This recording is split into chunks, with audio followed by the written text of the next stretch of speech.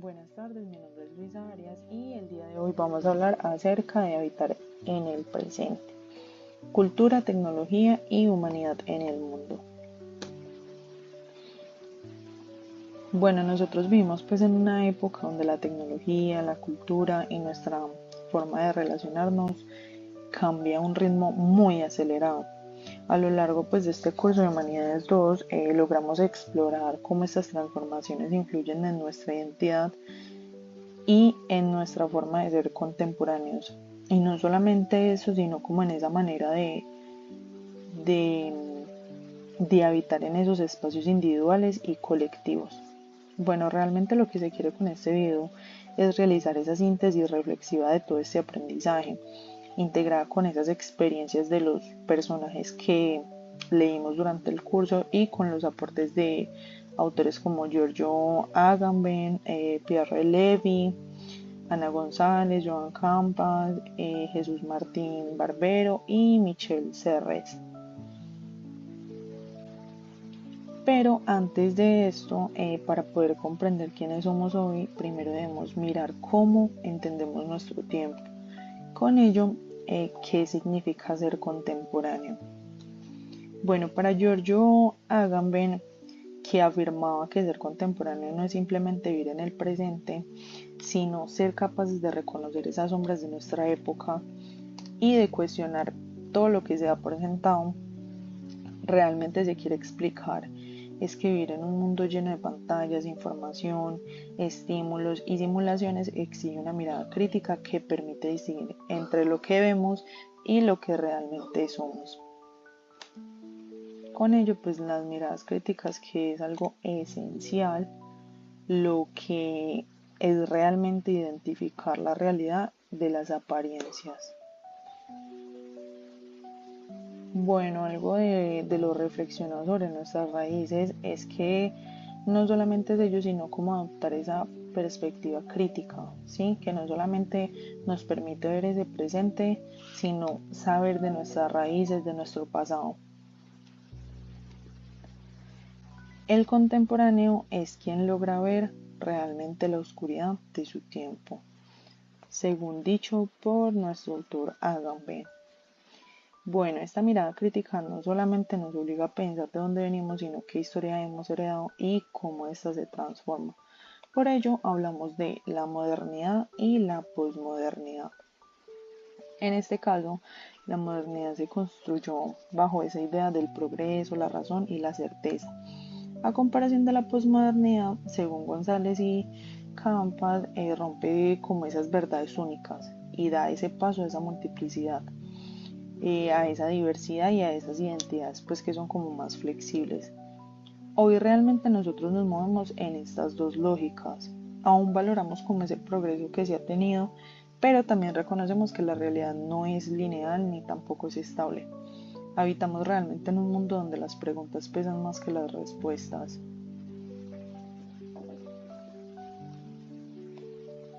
Por eso ingresamos a habitar el mundo, identidad, memoria y comunidad.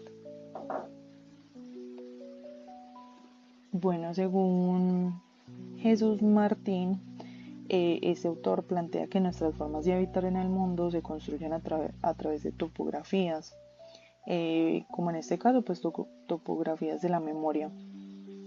¿Qué quiere decir él con esto? Pues nos indica realmente recuerdos, símbolos, rituales, lenguajes y entre otras. Para poder comprender esta dinámica, pues entrevisté a una persona, que en este caso pues era una persona mayor de edad,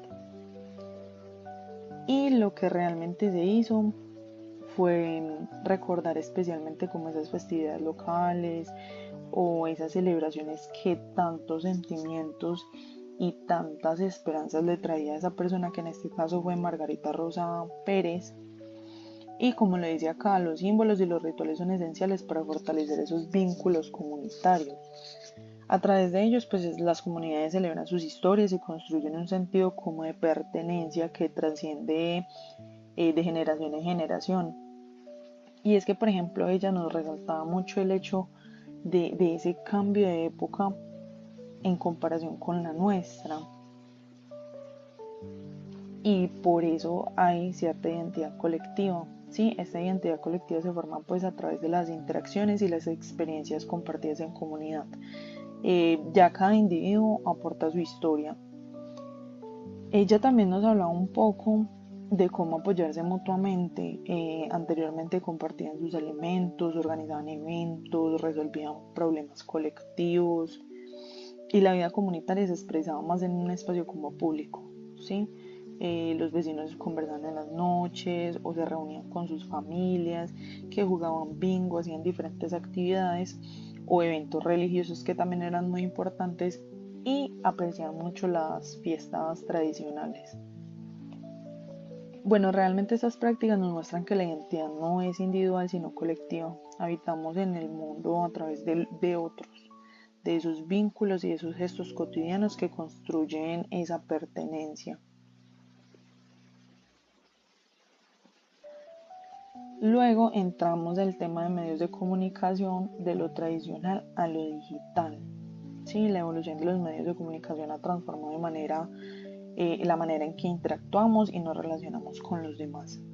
Bueno, en la entrevista surgió también algo y era la comparación entre los medios tradicionales y los actuales. Y es que antes la comunicación se daba cara a cara, por decir, en las tiendas del barrio o en las visitas familiares o a través de la radio.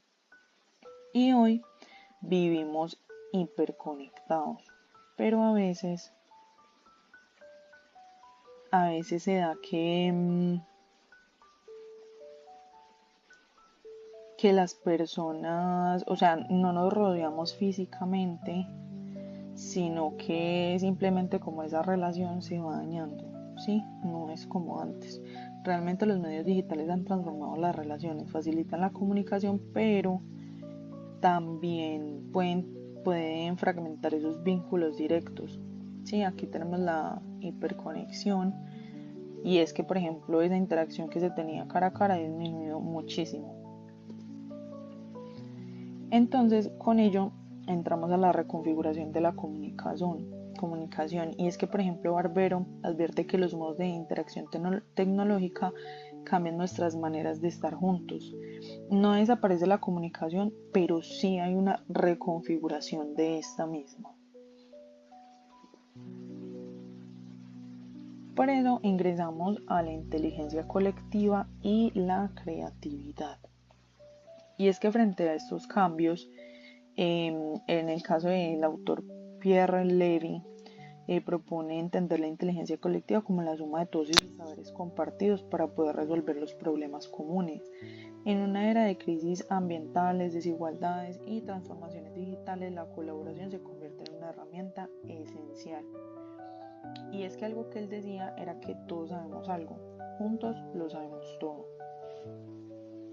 O sea, él realmente manifiesta pues como esa cooperación y el intercambio de ideas entre individuos y eso es algo supremamente importante en el caso de nosotros o por ejemplo en mi caso. eh, yo he tenido tal vez la ventaja de vivir las tres tipos como de épocas, ¿sí? En el colegio eran muy tradicionales, era todo libros, eh, todo debía ser escrito. Luego, cuando entré a bachiller, antesito de graduarme, eh, nos topamos con las inteligencias, o bueno, mejor dicho, la tecnología, ¿sí? Entró la era del computador, el celular, ya no rayamos todo en papel, sino que lo hacemos más digital. Y finalmente, ahorita en la universidad, ya casi que finalizando la carrera, hemos entrado a la inteligencia artificial, ¿sí? Y es bastante ventajoso poder haber recorrido estas tres etapas porque creo que son herramientas y son actualizaciones que uno debe ir teniendo y adaptando con el tiempo. Aunque sigo siendo un poquito más conservadora, pero siento que hay cierta ventaja sobre tal vez otra persona que simplemente vivió una parte o una de esas épocas. Por ello entramos a hablar sobre la tecnología, la inteligencia artificial y el simulacro. Bueno, realmente la influencia de la tecnología en nuestra percepción y realidad. pues entra como a jugar un papel muy importante, ¿sí? En el caso de Michel Serres y otros autores, estos nos advierten que la tecnología no solamente complementa nuestras vidas, sino que las redefine. ¿Sí? Esas fronteras entre la realidad y el simulacro se desdibujan, ya que imágenes, o sea, hay imágenes que parecen reales, inteligencias artificiales que imitan emociones, noticias que se fabrican en segundos y, como decía Jean Baudrillard, vivimos en una cultura del simulacro donde las representaciones pueden volverse más influyentes que los hechos. Acá entramos en un tema muy importante y es que, por ejemplo, yo siento que eso puede acabar con cierta parte de la sensibilidad de las personas. Y es que, por ejemplo, en el caso, volvemos a tocar el caso de mi abuela. Ella es una señora de edad y hasta de mis padres se han hecho cosas con inteligencia artificial y de hecho a mí eso me incomoda, que una inteligencia artificial pueda como remover sentimientos a partir de una imagen o de un video. Sí, ya que siento que eso como que altera la realidad de las cosas y es que a veces ellos ni siquiera saben identificar si es real o es inteligencia artificial. Entonces, en cierta parte hay cierta como inconformidad, pero pues también considero que es una herramienta potencial siempre y cuando uno la sepa utilizar. Bueno, con ello entramos pues a hablar como de estos porcentajes que me parecen supremamente importantes y es que por ejemplo el 90% de las interacciones en línea incluyen algún tipo de tecnología avanzada. El 75% de las empresas están utilizando ya inteligencia artificial para poder optimizar todos los procesos. En este caso pues la considero bastante útil porque de hecho lo he aplicado y sí simplifica muchas cosas, pero obviamente sabiendo utilizarlo. Continuamos con el 25% de los contenidos digitales que son generados por deepfakes, que también es muy cierto. Continuamos con el 50% de las personas que afirman que la realidad virtual ha cambiado su forma de consumir información y es lo que les mencionaba con el ejemplo de mi familia. Y finalmente el 65% de los usuarios están preocupados por la desinformación causada por la tecnología. Y es verdad, es algo que se da mucho, ya que hay personas a veces con malas intenciones que utilizan este medio simplemente para alarmar a las personas. Entonces ahí es donde hay que entrar a mirar y poner ciertos límites para que esto no se vuelva un problema. Bueno, pero pues este escenario también nos ofrece nuevas posibilidades creativas y nuevos futuros. Bueno, ahora una mira pues ya hacia el futuro. Pues este curso me permitió comprender que el presente no es un lugar estático, sino que es un espacio de construcción permanente. Ser contemporáneos implica reconocer pues nuestra responsabilidad ética frente a la tecnología, valorar nuestras memorias colectivas, fortalecer esos vínculos comunitarios y participar activamente de la creación de futuros posibles. Considero que somos el puente entre lo que fuimos, lo que somos y lo que podemos llegar a ser. Y en esta construcción colectiva, pues la cultura y la tecnología no son obstáculos, sino herramientas para imaginar un mundo más humano, más crítico y más solidario. Con ello finaliza esta presentación y eso sería todo. Muchísimas gracias.